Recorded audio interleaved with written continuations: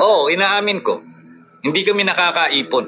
Lalo na sa unang kontrata namin, halos lahat pambayad lang sa utang. So siyempre, wala pa kami sa abroad.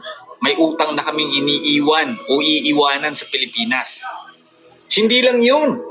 Kailangan mo rin mag-iwan ng pera sa anak mo, sa asawa mo, sa nanay mo habang ikaw ay wala pang trabaho at hindi pa sumasahod sa abroad. At least meron kang pera diyang iniwan ng panggastos nila. Naiintindihan niyo ba yung mga bagay na tinatanong niyo sa amin bakit hindi kami nakakaipon? Marami kami responsibilidad. Na kahit yung mga bagay na hindi na namin responsibilidad, pinapasa na namin. Yung mga bagay na hinihingi ng kamag-anak namin, kapag hindi kami nagbigay, masama na kami. Oo, hindi kami nakakaipon. Pero kung gusto niyo makaipon yung mga Pilipino abroad, tulungan niyo kami. Tulungan sana kami ng aming mga kamag-anak kasi hindi naman biro ang trabaho namin dito. Sino bang Pilipino ang gustong malayo sa pamilya para lang kumita?